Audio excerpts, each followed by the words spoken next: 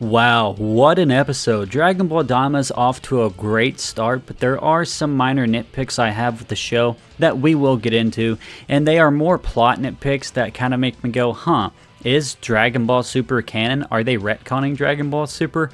Now, canon and Dragon Ball have a weird relationship. We'll get into that as we move throughout the review. First off, let's just start with the beginning of the episode.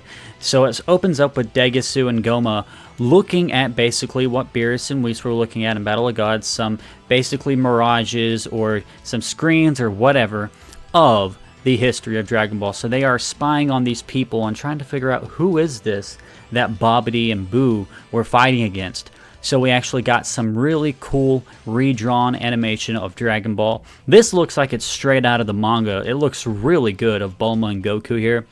And then they talk about how Goku's made many friends along the way. Look how freaking awesome this looks. So if you're a fan of OG Dragon Ball, we got some OG Dragon Ball represented. They normally skip over OG Dragon Ball a lot, so it's good that they actually included it here. And then the tournament with Piccolo Jr. Pointy ears. We'll get into what that means in a moment. So yeah, everybody's looking really good here. And then they even went over the villains. All the villains look pretty cool in this reanimated stuff. Like Frieza looks excellent. Cell looks great. Kid Buu looks amazing. And then they also did the Vegeta sacrifice. So the entire first like 10 or 15 minutes of extra footage that they advertised was entirely for this amazing opening scene of all of the Buu saga and all of Dragon Ball reanimated. But they really focused on the Buu saga here, and they gave us a good look at Gohan. Now, I think the reason why they put so much emphasis on Gohan in this opening scene is because Gohan is probably not going to be involved in this series much at all.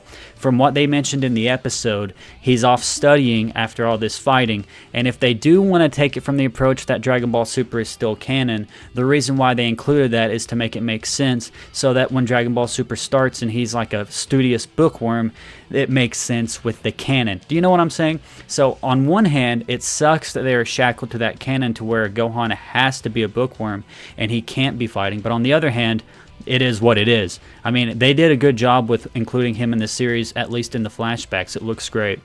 And then I wanted to include the shot of Goku with the Spirit Bomb fighting Kid Buu. It's pretty cool.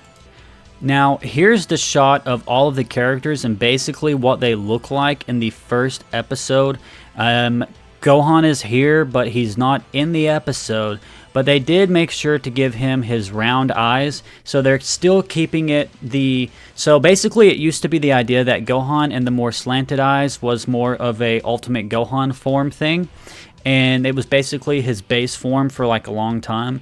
And recently they've changed it to where it's an ultimate form that he goes into. So they basically made his eyes round to kind of make sense of that, I think. And everybody looks great here. I think they did a good job capturing everybody's faces. And they actually gave Tien some more classic Dragon Ball eyes. So that's pretty cool here. And then Goku has his new outfit on. So that's pretty cool. And as they go over all of the lore of Dragon Ball, they talk about Goku, and you get a good look at Bardock in the background talking about how Goku was sent to Earth. Really cool stuff. I really enjoyed the opening moments of this series. Now, let's get into the villains and how we enjoyed them. Did you guys enjoy the villains? So apparently these aren't the main villains of this series. Again, this is my non-spoiler review, just talking about what I like in the episode. So I won't get into the main spoilers, but I don't think it's a stretch to say that Degisu is not the final villain of the show. I think he's a pretty standard beginner level villain. I don't think he's going to be anything crazy, but he is the brother of Supreme Kai from Universe 7, which they do mention the other universes, Universe 7, Universe...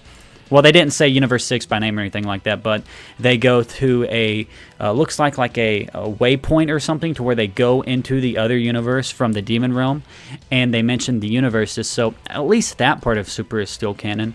And he is actually the brother of Dr. Arinsu. So I guess that means Dr. Arinsu is also the sister of Supreme Kai, and she's talking about some sort of experiments that she's doing and that she needs more funding for her research, and because of Deborah being mind controlled by Babidi and being killed, she has no more funding, so Goma needs to fund her. And then we also have Goma. So these are three very ridiculous villains, but they are very interesting villains. I think Degasu and Goma are more ridiculous, you know, but in like a more lighthearted, fun way, in a way a Dragon Ball villain can be. I really liked them. Oh, I just realized Degasu isn't wearing earrings. That's interesting. I guess because he's not a Kai. And then, why they didn't even call him a Demon Supreme Kai by name. Whenever they asked about it, he was just like, no, I'm not a Supreme Kai. But yeah, Goma is pretty interesting as well. Now, one thing they didn't make clear is why he was next in line for the succession of Demon King after Deborah. Hopefully that's made clear later. They didn't explain if he's his son or anything, so I would like to see some more explanation on that.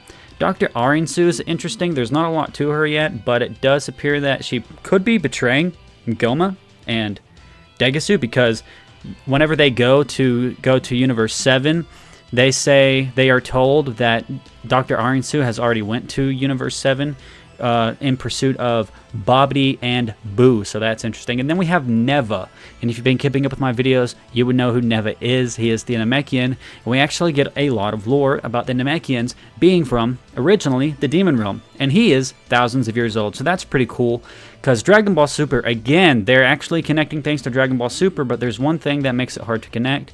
They are explaining that the Demon Realm is the place, the homeland of the Namekians, and at the same time, they're making things unnecessarily confusing. So this actually connects to the Dragon Ball Super manga, whenever Monaito is explaining, or I can't remember if it was Monaito or whenever they just visited New Namek in the Mora arc, but somewhere it was explained that Namekians are spacefarers. They are on other planets. They're on Namek. They're on planet Serial. And they're also in the Demon Realm, and originally from the Demon Realm. So that's pretty cool here.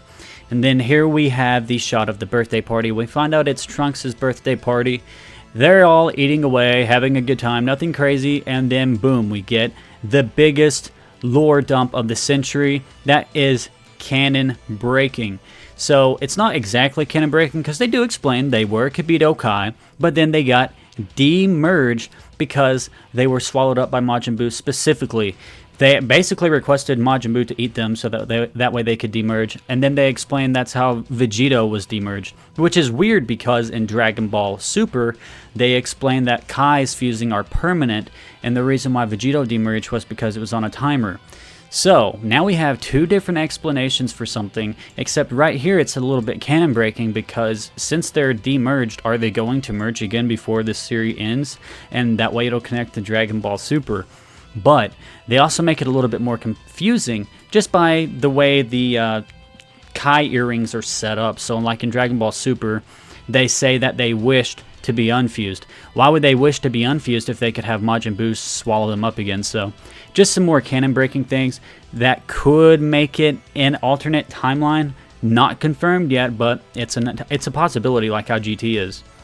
And then the episode is pretty close to ending here. We get the cool fight with Goku and Vegeta that we've seen from the trailers. It's pretty cool.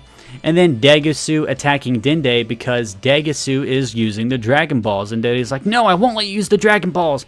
Because, you know, well, Dende's like, you can't use the Dragon Balls. You don't know the passcode. And Degasu's like, actually, we got the whole thing on film. Which is interesting. I think that's like a new thing in Dragon Ball. They just have everything on film. And then, for some reason, this is a really cool ability. Neva, even though he's really slow and decrepit and old, he has this ability to where he can summon all the Dragon Balls of Earth to one spot and then basically recharge them. Which I guess makes sense because he is the creator of 3 Dragon Balls in the Demon Realm, and the Tamagami are 3 guardians that he created. And the reason why Goma and Degasu even went to Earth is because they can't use the Demon Realm Dragon Balls because the Tamagami won't let them. So that's weird. How is Neva capable of creating beings so powerful that even the Demon King doesn't want to mess with it? That's pretty cool. And then the episode ends with them being turned into children. So, what did I think of the episode? I think it was a good start. I think there are some things that are a little bit weird, like the whole lore-breaking thing, but I think the animation was really good. I think the story setup was great. I think the comedy was there. I'm really interested in where Dr. Arinsu is going as a character, and I just am really happy that we have Dragon Ball DAIMA back, or Dragon Ball, specifically Dragon Ball back. Dragon Ball DAIMA, we're being introduced to it. It's pretty cool. I'm very excited with this show, guys, and I hope you guys are too. If you aren't, let me know in the comments down below what you didn't like about the episode. Did you like it? Did you dislike it? If I had to put a number on it, I would say it was like an 8 out of 10. I would say an 8 out of 10, not an 8.5. There are, like I said, some things that kind of don't make sense that I was honestly so confused by. It took me out of the episode a little bit, but part looks really good. So yeah, I think obviously the animation is great, comedy is great, everything is there. This is Dragon Ball at its purest form. Oh, and another thing I should mention is that they specified that they're being turned into kids, and then they turn the kids into babies. So there you go. First graders specifically. Adults go into first graders, and then the kids turn into babies. So there we go. Pretty fun setup. That's it for this one, guys. If you enjoyed these videos, well, this review, I'm going to do weekly reviews of Dragon Ball DAIMA, so let me know what you thought in the comments down below. If you enjoyed, leave a like. Subscribe if you want to see more, and I will see you in the next one. Peace off.